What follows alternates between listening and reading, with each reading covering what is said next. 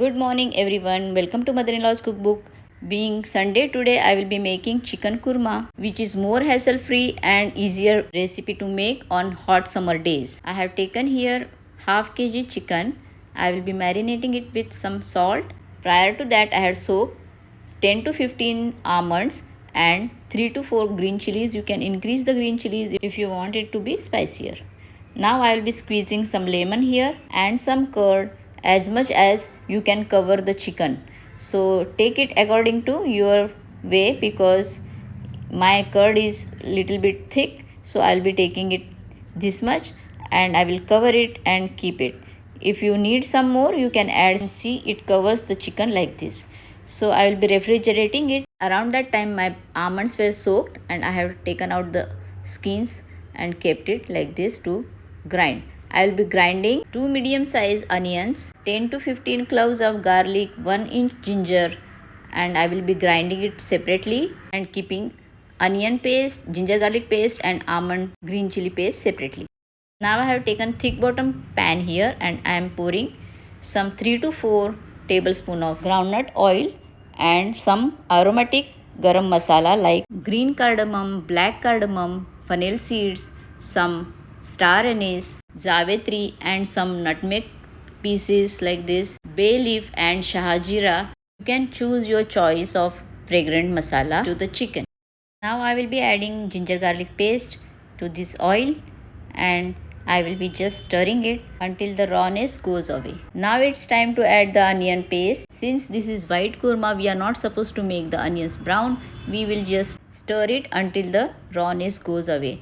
I will be adding some salt and then just keep on stirring until the paste becomes like this. The oil is out but it's not brown. Now is the time to add marinated chicken and stir it until it becomes white in color, and it mixes with onion and garlic paste very well. So I am just stirring it nicely and until this is become white in color. I was just stirring it like this, and now it is time to add some water.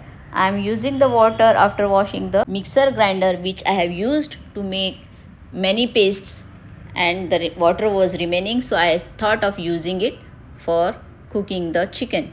Now I am adding little bit more water so that the chicken gets cooked better, and now I will be closing it for 2 to 3 minutes to this to get cooked. I have kept the flame on high so that it gets cooked faster. While just that is happening, I will just stir this homemade cream which I get every day on my milk.